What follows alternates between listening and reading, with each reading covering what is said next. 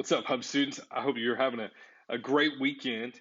And I know it's not a 5 day weekend like you had last weekend, but I hope it was a good one. The weather's cool. It's been awesome. And so God's good. Hey, just a couple quick announcements for you that we're really excited about tonight. From 5 to 7 in the Hub, we're going to have our first growth community groups, community groups. And we're super excited about it. We're going to challenge you guys to live out your faith in community, but and also just really challenge you to live just a godly life. Um, and so it's going to be incredible. You need to be there. We're really going to start asking questions based off of um, um, what we talked about last Wednesday. So if you weren't there, no problem. It's just a discussion time. And then you'll have time to break up between guys and girls and really dig deep. So it's going to be great. We really want you there. So come on. Also, just real quickly, November 4th, we're going to open up Cairo. Um, um, Registration. And so more information is coming, but it's going to be exciting. We're moving the location of Cairo to the mountains, and so we'll let you know more. So it's going to be really good.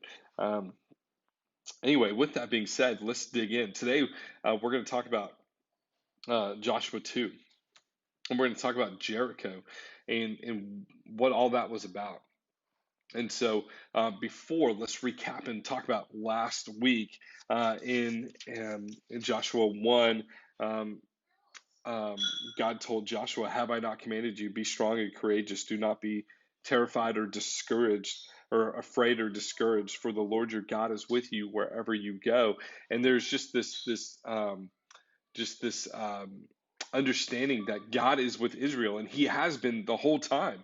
And Israel didn't always live that out or trust that, but God was always with Israel, always.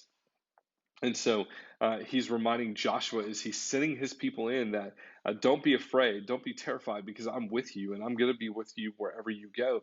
And so just a little quip that I always go by is listen and obey, and everything will be okay. And so if Israel would just listen to God and obey God, that they would be fine, they would be taken care of. And so that was a struggle that they had. They didn't always listen and obey, but when they did, God blessed them. And so another thing I want you to see is they were going to the promised land. Um, um, the Lord, um, the Ark of the Covenant, which had God's presence, which represented God's presence, and God's presence was on the Ark. Um, it went into the Jordan first. So as they were going into the promised land, um, from the other side of the river, other side of the Jordan, uh, God went first. God was leading them, and what you need to know is that God is Israel's leader. Why did they not have a king? Well, because God was their leader. He was their king. Um, and so even when Israel asked for a king, God gave them a king with the understanding that God, the Father, was their true king, right? And so going on from there, we're going to look in Joshua chapter 2 about God is still with Israel. God has been with them, and God is with them, and God will be with them. And so we're going to read just quickly Joshua 2 8 through 13. Okay, so read it with me here. So if you have your Bible, go ahead and get that. The student sheets are online, and so you should be able to grab those. If you don't, that's fine. You can just follow along with me, okay? So it says this: Joshua, son of Nun, secretly sent two men as spies from the acacia grove, saying, oh, excuse me, I started in 2 verse 1. Let me skip down to 8, okay? So basically, what we're seeing is that Joshua sent some spies in to check out um, Jericho. They ran into Rahab the prostitute, and she helped them. She helped save these two spies. And um, because she did that, um, the spies were able to get out and go give a report to Israel, but they also promised to take care of her. So listen to this, starting in verse 8 now, excuse me. So Joshua 2, verse 8 to 13 says, Before the men fell asleep, she went up on the roof and said to them, I know that the Lord has given you this land, and that the terror of you has fallen on us as the people of Jericho, and everyone who lives in the land is panicking because of you. For we have heard how the Lord dried up the water of the Red Sea before you were, when you came out of Egypt, and what you did to Shihon and Og, the two Amorite kings, you completely destroyed across the Jordan. When we heard this, we lost heart, and everyone's courage failed because of you. For the Lord your God is God in heaven above all and on earth below. Now please swear to me by the Lord that you will also show kindness to my father's family, because I showed kindness to you. Give me a sure sign that you will spare the lives of my father's mothers, brothers, sisters, and all belong to them, and save us from death. Right? So, guys, uh, just picking up, what we see here is that the Israelites began the conquest of the promised land, and they crossed over the river Jordan. Remember, God went first as a sign that God was with them, and God would give them favor and take care of them. And so, um, as the as they went in, they won some battles pretty decisively, and it was good.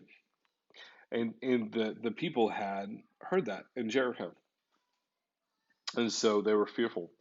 Um, and so they retreated into the walls of Jericho. Now the walls were pretty thick, and the walls were to take care of people, and they could shut the gates and be sealed in.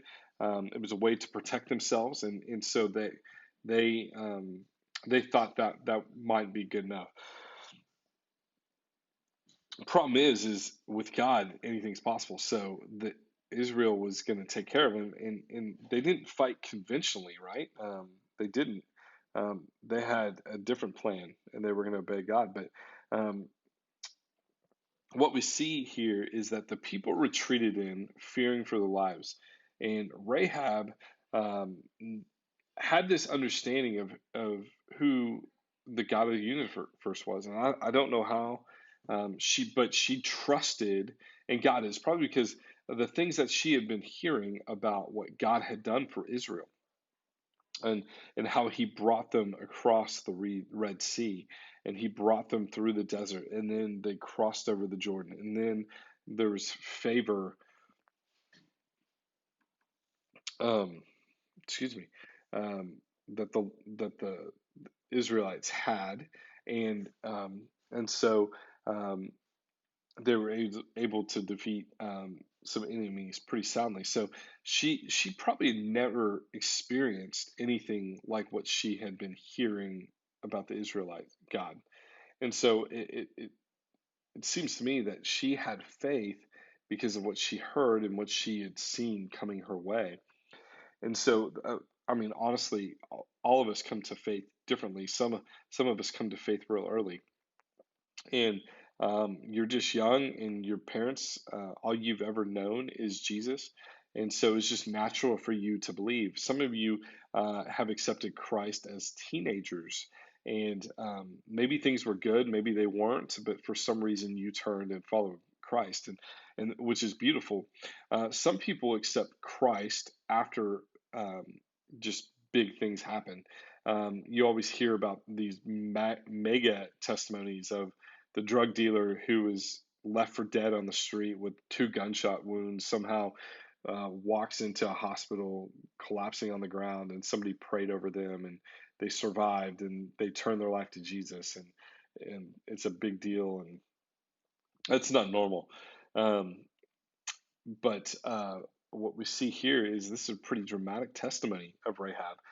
She had heard about uh, Israelites, but she lived a horrible life. She was a prostitute, right? So she would sleep with men for money, and she was very sinful, and yet she was understood that who God was and repented and aided in their ability to take over Jericho. It's pretty amazing. And so she heard of these great acts, and she had the ability to help the spies out, and she did. She made sure that they lived, and as they're on their way out, she asked them to bless her and her household, her family, with life. Everybody else in Jericho was going to die, um, because God had said, "Go and take care of everybody." And why would God do that? Well, what we see later is that Israel did not uh, kill everybody, and they turned to their gods. They accepted their gods, and um, so, um, but in this case, um, Rahab is spared, and her family is spared, and they get to give testimony to what God had done. Um, and so, let me just ask you this, okay? And this question will be on your screen. And so take some time. I would just say hit pause on the video, get your notebook out, maybe your journal, and just answer this question. All right, is what do you know about the Lord? All right, and what I mean by like know, like what do you know about the Lord? In what ways might you feel? Um, in what ways might you feel like you understand God without knowing Him? Okay, that's a pretty random question, right? It is. But take some time and answer that. And then when you come back, let me just say this. Rahab's belief and faith in God was not all that set her apart, right? She took the next step and acted on what she knew. Okay, so that's kind of where we're going with this.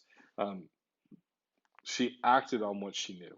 She placed her life in the hands of this all-powerful God, who really she had very little knowledge of, but but she understood who He was through what God had been doing through the nation of Israel. And so the second question is this that I want y'all to answer. It says, describe the moment you went from merely knowing about God, right, head knowledge, to placing your life in His hands. All right, so spend some time describing that, write it down, and then hit pause on this and then come back, okay?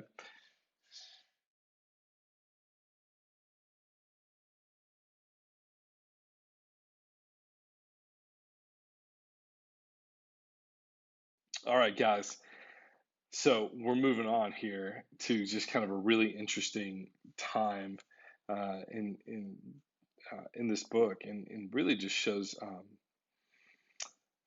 God's goodness and just how He's got everything under control. And so, is um, Israel's emissaries, the spies, vowed to protect Rahab and her family, and made plan to identify them by a scarlet cord hanging from her window. The spies left Jericho unharmed. Right, she protected them, and God gave her favor for it.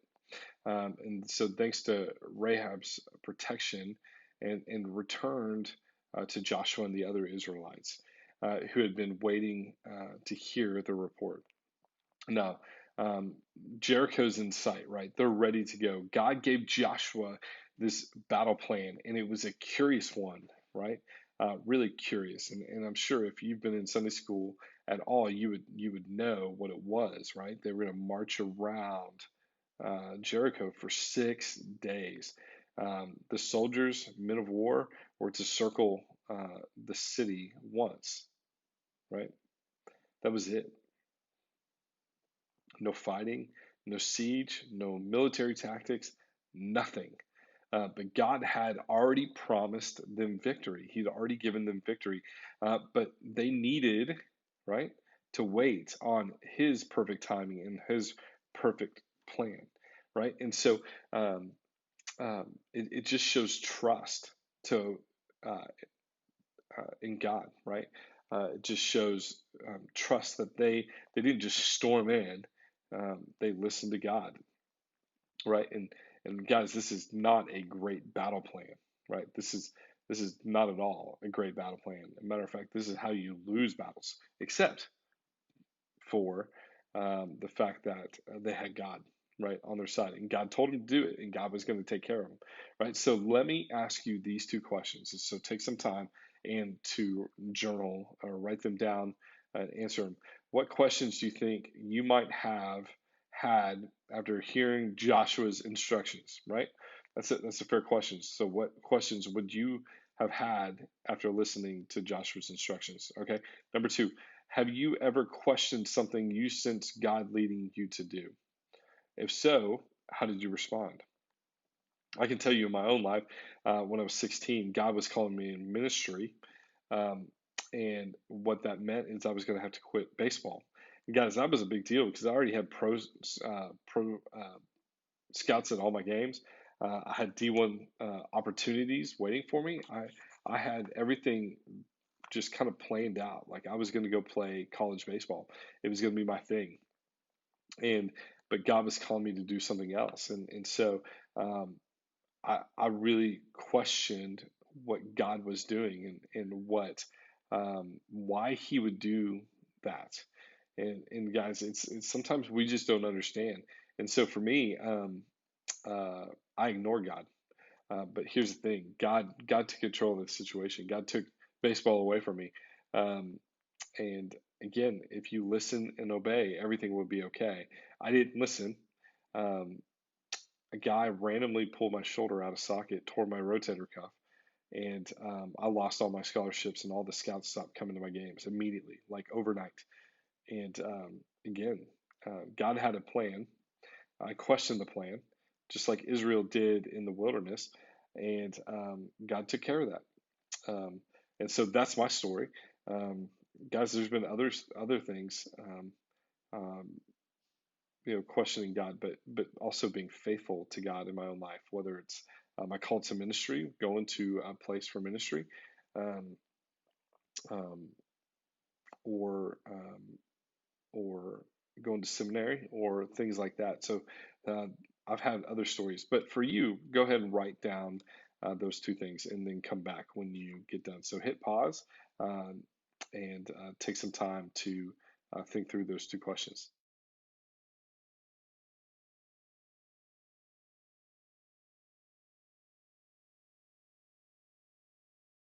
All right, guys, we're going to read Joshua 6:15 through 17, and then we're going to come and then hit 20 through 21. Okay, so if you turn there with me, Joshua 6:15 through 17. It says, early on the seventh day, they started at dawn and marched around the city 7 times in the same way. That was the only day they marched around the city 7 times. After the seventh time, the priests blew the trumpets, and Joshua said to the troops, shout, for the Lord has given you the city. But the city and everything in it are set apart to the Lord for destruction. Only Rahab the prostitute and everyone with her in the house will live because she said she had the messengers. Okay, skip down to 20 through 21. It said, so the troops shouted and the trumpet sounded. When they heard the blast of the trumpets, the troop gave a great shout and the wall collapsed. The troops advanced into the city, each man straight ahead, and they captured the city. They completely destroyed everything in the city with the sword, every man, woman, both young and old, every ox, sheep, and donkey. All right. So picture the scene, okay? Uh, through Rahab's eyes. She had risked everything, believing the men representing a God she did not know would keep their word, and everything, right? And as everything around her was destroyed, we can only imagine her heartbreak, her fear, and her hope, right? Um, would the God of the Israelites really come through? Her people were gone. Her city was in ruins, yet in time, the terrible noises subsided. The dust settled, and there she was, still living. Right. She was still living along with her family and her. Um, and in that moment, her faith in God was vindicated. Right. It was proven true. Um, She had no way of knowing other than she had great faith. And in this moment, she found out that her faith was placed in the right God, the only God, the God of the Bible. She trusted that God would be victorious, and she placed herself at his mercy, guys, demonstrating to her through his demonstrated to her through his people, right? So the spies said, "We'll give you mercy," and they did. They followed through. God was gracious to her, and because of her faith, she and her family stood alone from all the people of Jericho. She lived to see God's victory, but God was not done with her yet. It's incredible. So answer this real quick. Some press pause after I read this, and it should be up on the screen. Uh, write this down. Um, when have you trusted in God and later saw Him come through in a powerful way? How did you feel? Right. So spend some time on that, and then we'll come back and we're in the home stretch.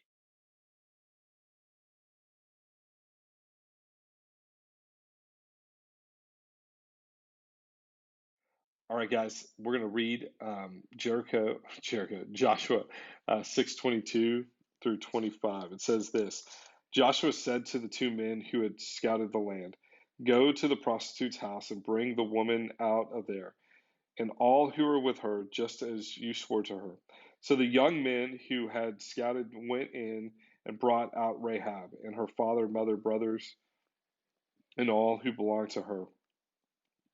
They brought out her whole family and settled them outside the camp